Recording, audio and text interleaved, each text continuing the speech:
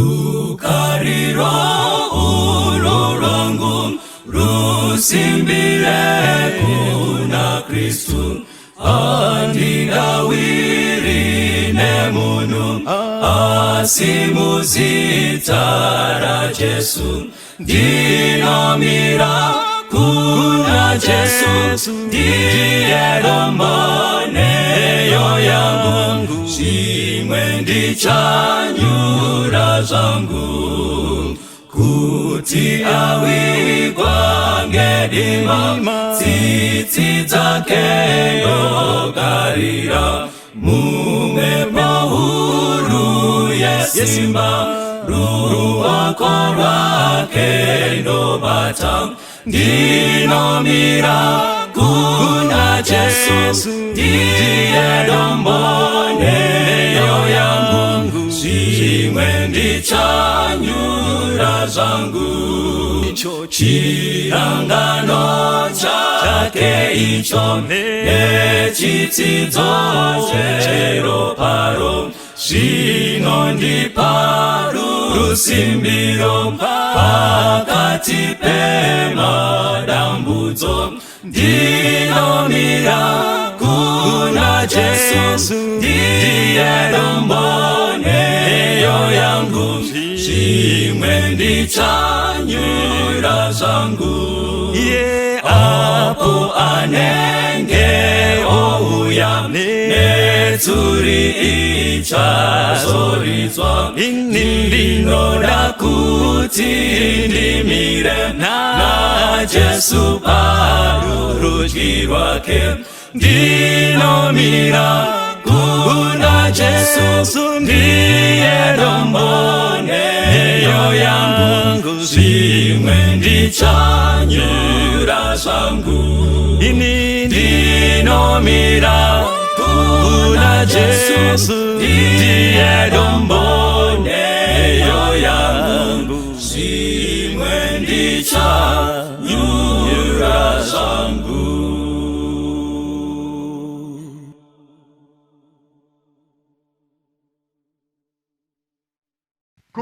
Kurene pejoyo mindaya zarade bisumbu ya ibaye se mubanize ne pachipokutu tenziwe kopopora komutinze tochemera watumirewo wabati chiripozenguwa watumire mangwananize nepamasikati watumire pamanerukwese kwese wacheki tenziwe kopopora komutinze tochemera watumirewo wabati chiripozenguwa ime Maria tumira unanizange simba nizobazaro rapera muchafara komusha tenziwe kopopora komutinze tochemera watumirewo wabati chiripozenguwa. Mangwanani akanaka vana vaMwari nokuchingamidzai kare mukati memangwanani ano muprogramu yedu yemunamato. Tinotenda neminamato tiri kuita Mwari vanoinzwa. Tinotenda nekusimudzirwa nekusvimudzirana through prayer. Tine pfungwa yakakosha mangwanani ano tinoda kudzidza zvakare inotibatsira as we approach the throne of God. James chapter 5 verse 17. shona inoti Eria wakanga ari munhu wakaita sesu. Akanyengetera nomunyengetero kuti mvura irege kunaya. Ikasanaya panyika makore 3 nemwedzi 6. Akanyengeterazve denga rikanisa mvura, nyika ikabereka zvibereko zvayo. Zvikanzi nechirungu panapa, Elias was a man subject to like passions as we are, and he prayed earnestly that it might not rain, and it rained not on the earth by the space of 3 years and 6 months. And he prayed again, and the heaven gave rain, and the earth brought forth her fruit. Now, James ari kutaura nyaya iyi kuburikidza naPaul. Paul ari kumuti toda kuti pamunodzidza pamusoro pevanhu vakazikanwa nekunamata mushoko raMwari, da kuti muone kuti vanhu vakanga vakangofananawo nesu. Ndozvaari kutaura. Ari kutsvaga kuti tiwane encouragement mukuziya kuti Mwari anonzwawo munhu akafanana nesu. Saka nesu tinonzwikwa. Ndopfungwa yatinayo mangwananani. Kana Mwari akanzwa Elijah, simba ramakapa Elijah Mwari torida isu nhasi. Elijah asisipo panyika paanesu. But vhesi iri kuti Elijah akanga ari munhu akafanana nesu, yet akaita munamato, Mwari akamunzwa. Mangwananani toda kuti titungamirirwe kunonamata nepfungwa yenoti vanhu vakaita sesu Mwari anowanzwa. You know, challenge yataita iko zvino ndeyevanhu vanoda munamato, asi vanoda munamato wekuitirwa nevamwe vanhu. Ndosaka muchiona kuti kana muparidzi akati vanoda kunamatirwa, vanhu vanouya ende vanosimuka in their numbers. Imwe yema-causes edhatika, besides kuti vanzwa shoko raMwari, chimwe chikonzero chacho ndechekuti amusisina conviction within self yekuti inini ndinogona kunamata Mwari akandinzwa. This is why muri kuona mashirainzi nekupi kunonamatirwa vanhu kuchizara. Inhau yekuti Satani aita kuti vanhu vatende kuti kune type imwe yevamwe vanhu inogona kunamata Mwari akainzwa. Saka Jacob panapa nemweya waMwari anoti aiwa, Elijah akanga ari munhu akafanana nesu, ari kuti iye Mwari anonzwa nekugamuchira vanhu vakaita sesu. Nhasi toda kuti Mwari ataure newe, iwewe utende nekuziva kuti even munamato wako Mwari anounzwa. Atiri kudawo kuti kana tichiuya muupenyu hwako tifambe mugallery yakaexhibitwa evidence of prayer, uchitiziisa kuti ndakanamata Mwari akandinzwa, pane chakati ndakachema Mwari akandinzwa, pane chakati ndakachema Mwari akandinzwa. Mwari anonzwa vanhu vakafanana nesu. Mwari anonzwa vanhu vakaita sewe neni. Vhesi iri kuti Elijah akanga ari munhu akafanana nesu. Nhasi kana muri kutaura pamusoro peprayer nematestimony, munongonzwa vanhu vachiti, Pastor Ningi vakazonamata rimwe gore tiri pacamp meeting zvikazodai. Pastor Ningi vakanamata rimwe gore pane imwe youth camp, hazvina kushata, zvakanaka. But Mwari ari kutarisira kuti kutaurwewo pamusoro pako nekuti Elijah akanga ari munhu akafanana nesu. Mwari anonzwa minamato yevanhu vakafanana nesu. Ngatinzwe pakanzwikwa munamato waElijah. Tidzidze imwe pfungwa yakakosha ipapo pana 1 Kings chapter 17. 1 Kings chapter 17. Chirikadzi yepaZerefati mwana wayo ashaika. 1 Kings chapter 17. Elijah anodana kuna Mwari. And verse 20 inoti, and he cried unto the Lord and said, O Lord thy God, hast thou also brought evil upon the widow with whom I sojourn by slaying her son? And he stretched himself upon the child 3 times and cried unto the Lord and said, O Lord my God, I pray thee, let this child's soul come into him again. And the Lord heard the voice of Elijah. Saka pari kunzi na Jacobo, Elijah anga ari munhu akafanana nesu. Ari kutaura experience ne incident yekunamatirwa kwemvura. But apa ziripo chete pakanzwi kwa Elijah na Mwari. Saka we have some people vanokudza kuti pane gore rakaitika zvakati gore rero takanamata Mwari akatinzwa. Mwari ari kufanira kunzwikwa mumasituations akasiyana-siyana. Zvinoreva kuti munamato waElijah una kuperera pamvura chete. Pese paaifamba ainamata. Saka vhesi iri kuti and the Lord heard him. Zvikanzi again and he revived. And Elijah took the child and brought him down out of the chamber into the house and delivered him out unto his mother. And Elijah said, see, thy son liveth. Ndoda response inopiwa nemudzimai uyu verse 24. Anoti inoti, and the woman said to Elijah, now by this I know that thou art a man of God, and that the word of the Lord in thy mouth is truth. Maya vagara nguva yakati rebei naElijah, because tinoziva kuti pasina kunaya mvura apa pa 3.5 years apa Elijah ane nguva yaakambogara kurwizi Kerith. Then ndobva azoita nguva yaazonogara nechirikadzi. But chirikadzi zviri kuita sekuti yakanga isiri shuwa kuti munhu uyu ndewaMwari here zveshuwa. Yaimupota ichimususpecta. Kusvika apa ari kuti now by this I know. Chii chamuzivisa kuti munhu uyu ndewaMwari ndechekuti munhu waMwari ushu ataura naMwari, Mwari akamunzwa in her presence, and she can now confirm kuti munhu uyu ndewaMwari. Vanhu vaMwari havazikanwi nemauniform ekuchechi. Vanhu vaMwari vanoonekwa nema-answered prayers.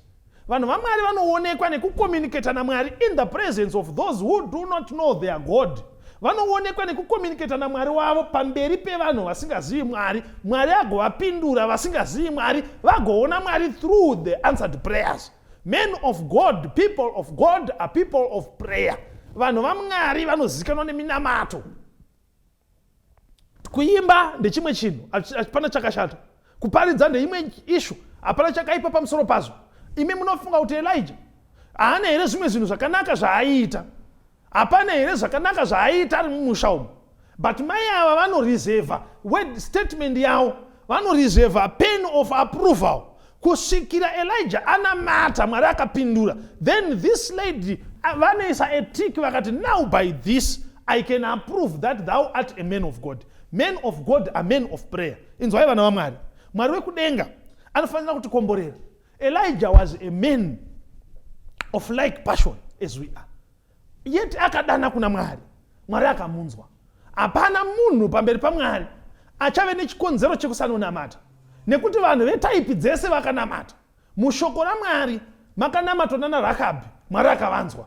Mushoko raMwari vakanamatwa nana Samson, vachibuda mudzimba dzezvifeve, Mwari akavanzwa akavadzikinura. Mushoko raMwari makanamatwa nemajaya. Mushoko raMwari makanamatwa nemhandara. Vana Maria vainamata. Mushoko raMwari makanamatwa nevarume vanga vakapfuma. Vana Abraham, they were rich but vainamata. Mushoko raMwari mune chirikadzi dzainamata. Mushoko raMwari mune vanhu vakasiyana-siyana vainamata. Therefore, hapana chikonzero chinotitadzisa kutenda mumunamato, chinotitadzisa kuve vanhu vemunamato. People of God are people of prayer. And now by this I know. Inzwai vana vaMwari. Mwari achiri kupindura minamato yedu. When I was doing my A level, Tita Form 5, that's when I went for my first camp meeting. But when I went for my first camp meeting, ndotenda Mwari akandibatsira, and up to this day, it did not originate from myself. It was given by God. Ndaimuka camp meeting, my first camp meeting. Ndaimuka, shamari dzangu nevamwe vangu vakarara, ndomuka ndowasiya. Ndoenda kuchachati kunonamata. I prayed for my A level. I prayed kuti Mwari mugondipa nzvimbo yekuenda kuuniversity. I prayed Mwari kana ndaenda kuuniversity ndikapedza mugondipa basa. I prayed kana Mwari mandipa basa mugondikomborerawo ndigowana muchato. I prayed Mwari kana mandikomborera ndoda kuti mugondibatsirawo ndigoparidza shoko renyu. And the Lord answered all those prayers. Andina kuzomira kana ndaida ku camp meeting. One of my missions ku camp meeting is to pray. I remember the other camp meeting. I prayed for a farm. That was in August. I prayed for a farm in August. God gave me one in October of the same year. Men of God are men of prayer. In the Ripano to testify, I believe in prayer. Prayer works. It is working for me. It has worked for me. Toda ukuya mu upenyu wako shamwana. Utiratidze matrophy emuna mato. Akumana izvi Mwari akandikomborera. Izvi Mwari akandikomborera. Mwari kudenga anonzwa mina mato yedu. Sanzi Elijah akanga ari munhu akaita sesu. Akadana kuna Mwari. And you know when I tell people that I have a farm, nditori nepurazi kutori neng'ombe nembudzi nevashandi. When I tell that to people, they think that maybe through some political connections or what. It was through pure prayer. The offer of the farm, the person who was selling the farm, approached my prayer partner. Asitoriziwawo watori kuti handine prazi ndiri kudai ndiri kutsvaga munhu anoda. Men of God are men of prayer. Pane zvauri kuda here. Elijah akakumbira Mwari akamunzwa. I remember when I did my degree ndiri pa attachment phase, work related learning. Ndakaita 7 months ndisati ndawana attachment. Attachment yaifanira kuwanikwa muna January, yaifanira kuwanikwa within the first 3 months of the year. Yakazowanikwa after the 7th month into the year. But I prayed. I got a call yekudedzwa kuinterview yeattachment. Ndichiburuka mugomo kushamva kunonzi kwaBushu. From witnessing. Taikwira mugomo tichienda kuprayer band. Pandakabatidza phone yangu ndichibva ndafonerwa. Tiri kukuda kuinterview.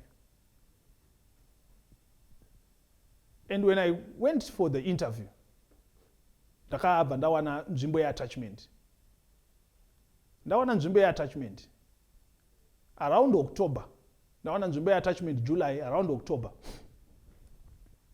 Through the power of God, I did a project proposal. And through that project proposal, I was offered a job upon completion of my degree. Sai ndakapedza degree rangu. After attachment, I went back to school. Ndikanopedza degree rangu ndichipedza November. Nyora my exams November, graduation December. 3 January of the following year, I was formally employed up to this day. Men of God are men of prayer. Zvanzi nemuyimbi, ndichati apo ndakwira, ndoti ndakwira nemunamato. Elijah was a man. Anga akafanana nesu. Inini vesi iyo inondisimbisa. Ndiyo vesi inondiita kuti ndikwire gomo. Ndinoti Mwari ndoda kutaura nemi. Because makataura na Elijah. Ndoda kuti kana Mwari matiponesa. Ndakamira na Elijah. Ndakamira ini ndiri apa, Elijah ari apa. Elijah achitaura achipupura achitaura nyaya dzemakundiro. Ini ndichipupurawo ndichitaura dzangu dzemakundiro. Amai yangu. Ngatimbobva mutsika yekuti tinamatireiwo, hazvina kushata kunamatirwa nevamwe vanhu. But iwe pane here vanogona kukutrusta with their prayer requests.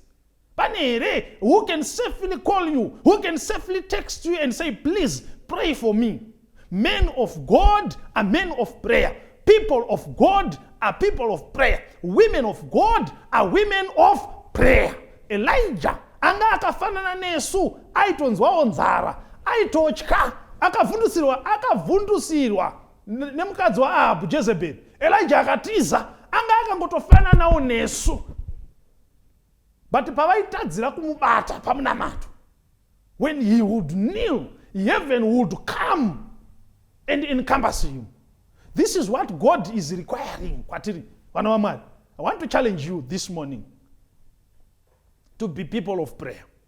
Ivai vanhu vemunamato, kunotapira kufamba munzira. It is so sweet to trust in the Lord. This does not mean that we live a life isina challenges. Tinorarama upenyu nematambudziko. But verse inoti Mwari anomubudisa kunawo ese munhu akarurama ane matambudziko mazhinji, but Mwari he will deliver us. Ngatidzidze kuvimba nemunamato, ngatidzidze kunamata. Let's teach our families to pray. Ngativimbe nemunamato. Gore rinopera munhu asina nguva yaanoenda parutivi achitaura naMwari ari ega. Usiku hwese munhu anorara asina nguva yaanombomuka achitaura naMwari. May the Lord help you. Ini ndiri kunamatira simba irori. Mwari variwedzere. Tirambe tichinamata. Tive vanhu vemunamato. Kana Mwari akanzwa Elijah, anonzwa iwe. Mwari akanzwa Elijah, Mwari akandinzwa. Mwari achiri kundinzwa. Ngative vanhu vemunamato. I want to challenge you this morning. Tive vanhu vanonamata. Rimwe gore, we had an experience with my colleagues tichiparidza kuzaka pazvunde, zaka panonzi pagumbo apo. And kwakauya this lady akanga achirwara nepfungwa, isusu tatisingazvizivi.